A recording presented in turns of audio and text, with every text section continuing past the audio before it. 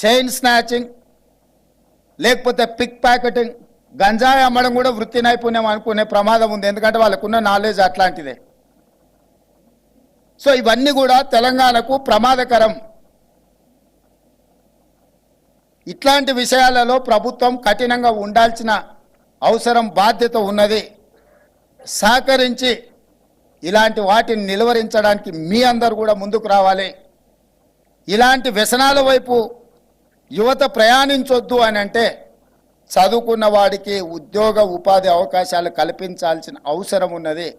అలాంటి వాతావరణం కల్పించడం కోసమే తెలంగాణ రాష్ట్రంలో 1950లో మొదలుపెట్టిన ఐటీఐలు దాదాపుగా 2016 వరకు 65 ఐటీఐలు తెలంగాణలో ప్రవేశపెట్టారు.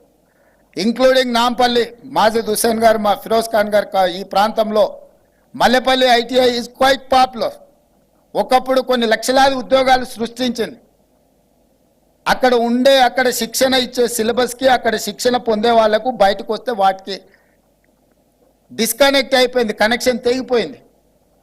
అందుకే నేను ఆలోచన చేసి 65 ఐటీఐలను టాటా సంస్థతో మాట్లాడి వీటిని అప్గ్రేడ్ చేసి వీళ్ళ శిక్షణలో నైపుణ్యాన్ని పెంచి శిక్షణ ఇచ్చే ఇన్స్ట్రక్టర్కి మొదటనే శిక్షణ ఇవ్వడానికి ఒక అసెస్మెంట్ చేస్తే 2400 కోట్ల రూపాయల డిమాండ్ వచ్చింది.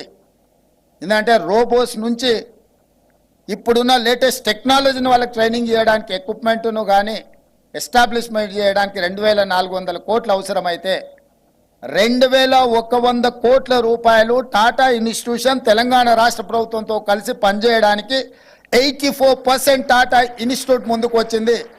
Just 300 crores Telangana state government contribute చేసి ఈరోజు తెలంగాణ రాష్ట్రంలో పాత ఉన్న 65 కాకుండా ఇంకొక 10 మొత్తం కలిపి 75 ఐటీఐలను ఈరోజు ఏటీసీగా, అడ్వాన్స్డ్ టెక్నాలజీ సెంటర్స్గా అక్కడ శిక్షణ పొందిన ప్రతి వాడికి ఉద్యోగ భద్రత కల్పించే విధంగా దాన్ని అప్గ్రేడ్ చేయడానికి నాంపల్లిలోనే మొదటి పైలట్ ప్రాజెక్ట్ కింద తీసుకున్నాం.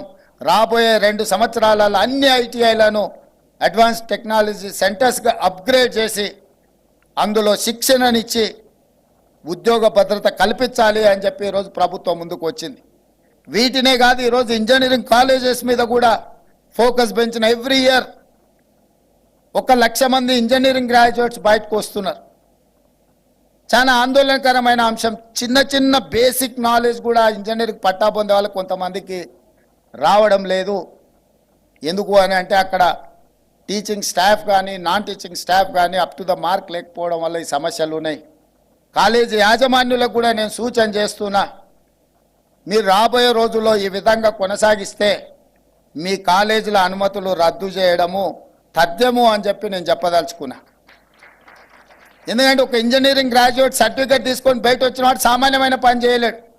వ్యవసాయం పని చేద్దామంటే నామూసి, ఊరికెళ్ళి తల్లిదండ్రులకు ఉద్యోగం రాలేదని మొహం చూపించడానికి అయ్యో మా తల్లిదండ్రులు కష్టపడి మమ్మల్ని హైదరాబాద్కు పంపించి మంచి కోచింగ్ సెంటర్లలో మాకు శిక్షణ ఇచ్చిండ్రే, మేము అశోక్ నగర్లో లేకపోతే అమీర్పేట్లోనో దిల్సుఖ్ నగర్లోనో కోచింగ్ సెంటర్లలో శిక్షణ పొంది ఇప్పుడు ఉద్యోగం లేకుండా మళ్ళీ ఊరికి వెళ్ళడం ఏంది అని ఎక్కడ కాని పరిస్థితులు నిరుద్యోగ యువతకు ఈరోజు వచ్చింది.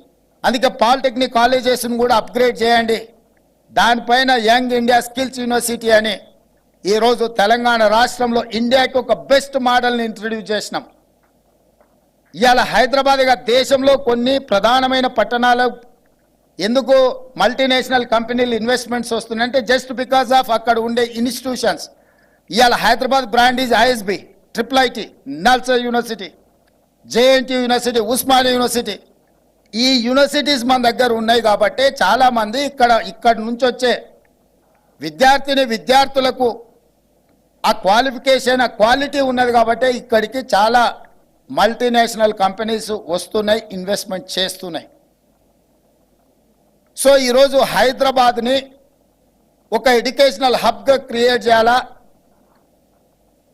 టెక్నికల్గా ఎంపవర్ చేయాలి అనేది మా ఆలోచన. ఈరోజు ఐటీ సెక్టర్ కానీ, ఫార్మా సెక్టర్ కానీ మన దగ్గర ఉందంటే 1965లోనే ఆనాడు జవహర్లాల్ నెహ్రూ, ఇందిరాగాంధీ గారు IDPL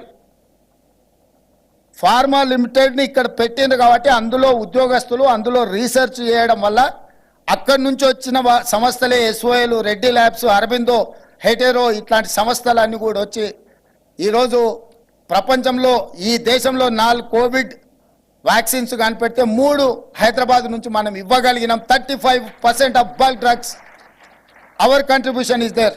Hyderabad is the place for bulk drugs. Our contribution is 35%. IT sector లో Silicon Valley we are the lead partners.